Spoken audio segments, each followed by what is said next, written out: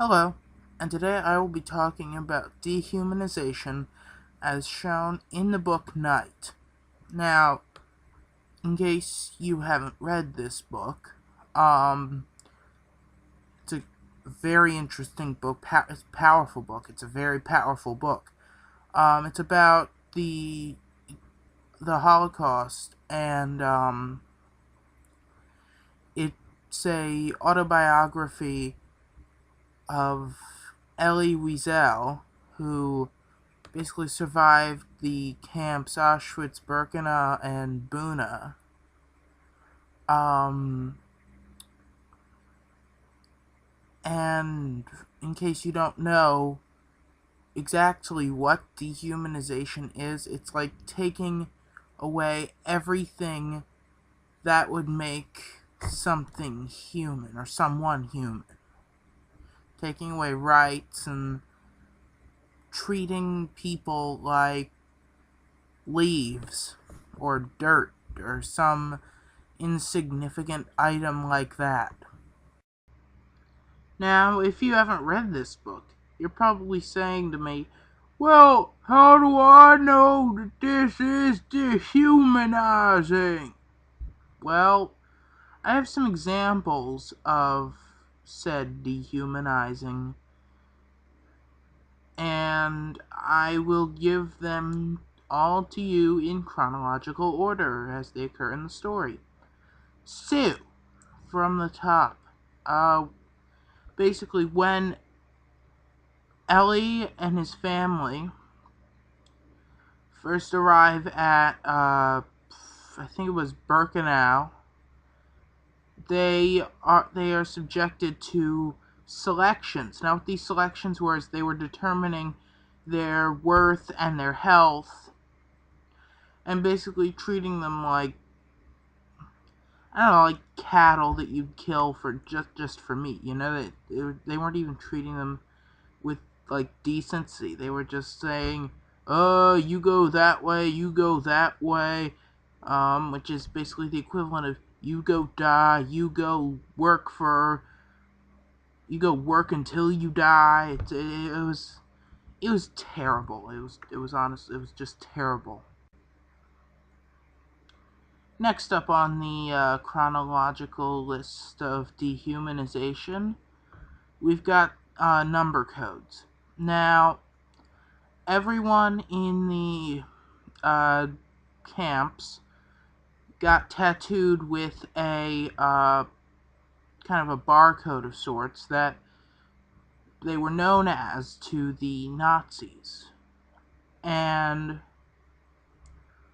uh, Ellie's number, which currently escapes my mind, I'm going to look it up and put it on the bottom right down here if possible. Please do that.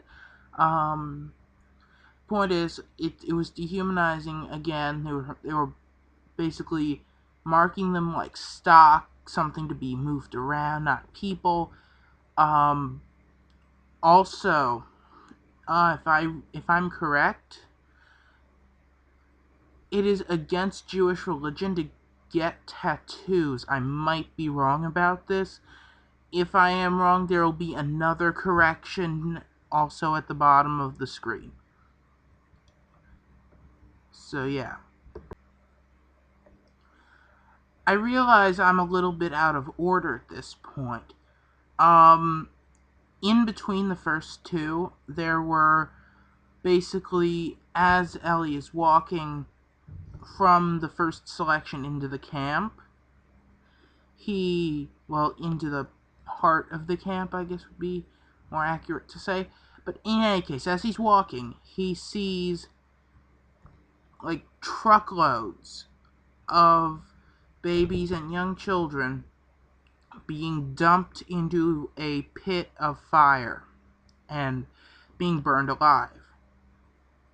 And they also had a pit for the older people, but this is just so dehumanizing. It's treating them like trash to be burned, and maybe not even trash, like something below trash. It. I can't stress enough how horrible it was. I feel like if I spent the next 2 hours of this video repeating the word horrible, not only would it be extremely annoying, but it would not get across how horrible it was. So, there you go. That's the next example. Finally, my last example is near the end of the book. Ellie and his father are in the Camp Buna, and they're basically forced to run. They and the rest of the camp are basically forced to run from one camp to another with very few rests. This is a death march. Basically, it's meant to push these already starved people to their limits. And basically, if you got injured, you were shot. If you stopped running, you were shot. Basically, anything short of running in the direction and at the speed the Nazis wanted, if you did anything other than that, you'd basically be shot on the spot. No negotiations, just one shot to the head or some part, or multiple shots to the body. The point is you would be dead if you did anything other than what they wanted. Okay, comprende? Good. Okay, moving on. Now, I bet you think that this whole dehumanizing thing is over, right? Well, in the sense of Nazi Germany and oppression of the Jews, yes. Dehumanization in that sense is over, but dehumanization is a constant force in this world. It's happening everywhere. Like from the women who aren't allowed to drive and have to wear a burqa in the Middle East, to the protesters here in the United States who are shot with rubber bullets. They're just treated like trash, subhuman trash. Now, please note, by no means am I saying that this is as bad as the Holocaust, because I am not saying that. I am merely saying, hey, dehumanization is still going on. And when you take a really close look at the world as it is right now, after looking at this video, I'm going to imagine you'll start seeing it more, because, frankly, it's a very sobering thing to notice. Like, you realize, holy crap, these people aren't being treated human and stuff. Now, first of all, I'd like to apologize if I seem at all, like, cheerful during this video, because it's a very sullen topic, the Holocaust and this kind of thing. I just always kind of make myself seem happier and, more energetic for the videos and stuff. I'm actually, in case you're wondering, I'm actually recording this on December 5th at 3:45 a.m. So I thought that was kind of interesting. I always kind of say that at the beginning of most videos.